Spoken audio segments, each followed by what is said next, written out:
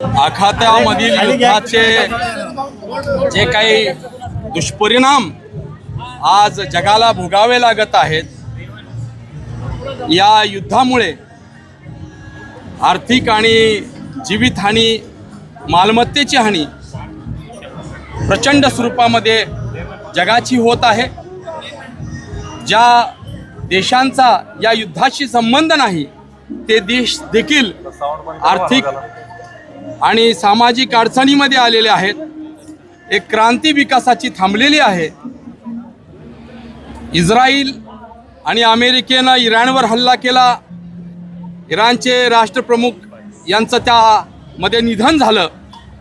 त्यानंतर आखातातील ज्या ज्या देशांनी एअरबेस युद्धासाठी दिले होते ते उद्ध्वस्त करत असताना त्या देशांना सुद्धा क्षती पोचली। दुबईसारख्या ठिकाणी आज 30 लाख भारतीय राहतात। अनेक आखातांमध्ये देश राहतात, देशामध्ये आपले भारतीय राहतात। आज त्यामध्ये 90% श्रमिक आहेत। अनेकांचे प्राण त्या ठिकाणी जात आहेत। मी भारत देशाच्या पंतप्रधानांचा आणि सरकारचं कौतुक करतो। त्यांनी जी आज संपूर्ण जागतिक रणनीती आखली त्यामुळे आज देश हा सुखरूप राहिला। सगळ्यात महत्त्वाचं मी कौतुक करेन नरेंद्र मोदी साहेबांचं। ते इस्रायलला गेले, शांततेचा संदेश घेऊन गेले। ते पाकिस्तानलाही यापूर्वी गेले, ते इराणलाही गेले, यापूर्वी ते अमेरिकेलाही गेले। त्यांनी सर्वांना सांगितलं शांतता नांदावी, थोडा विचाराने आणि चर्चेनं प्रश्न सोडवावेत। परंतु टोकाला गेलेला जे वाद होते ते चिघळले। परंतु आज भारत देश हा या सगळ्या युद्धामध्ये किंग म्हणून राहिलेला आहे, राजा म्हणून राहिलेला आहे। या ठिकाणी एअरबेस युद्धासाठी भूमी आमची पण मागण्याचा प्रयत्न झाला असेल, परंतु भारत आज सक्षम झालेला आहे।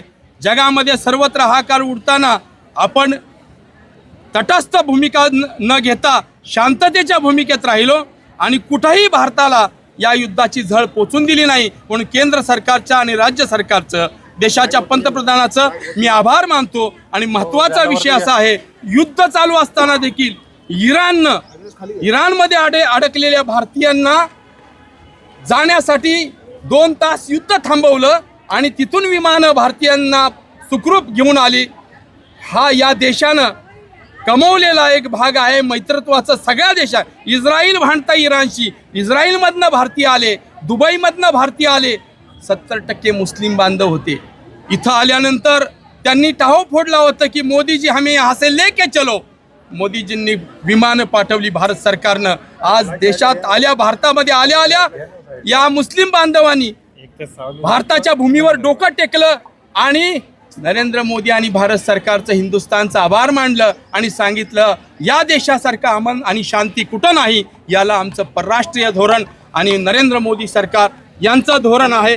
आज अशा वेळेस संपूर्ण भारत, श्रमिक, शेतकरी हा केंद्र सरकारच्या, राज्य सरकारच्या आणि नरेंद्र मोदी साहेबांच्या पाठीशी उभा आहे।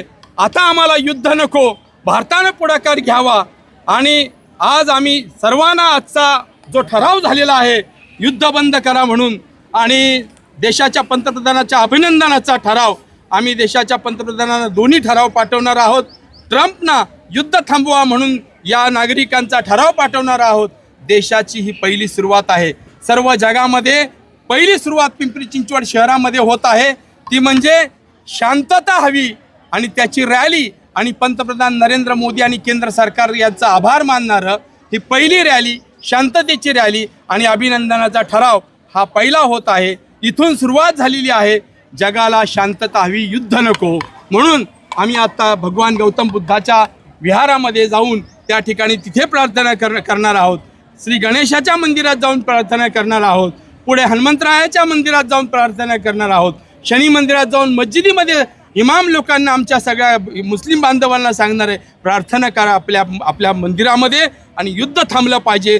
जी अबालवृद्धांची हत्या चालू आहे, प्रचंड मोठ्या इमारती कोसळत आहेत, बॉम्ब वर्षाव चालू आहे, हे थांबावं। अन्यथा संपूर्ण देश नव्हे तर जग या युद्धामध्ये होरपळून जाईल। त्यासाठी आत्ताच ही आम्ही शांतता या रॅलीची सुरुवात केलेली आहे। मला खात्री आहे अशीच रॅली सगळ्या जगामध्ये निघेल आणि क्रांतीची सुरुवात पिंपरी चिंचवड शहरातून झाली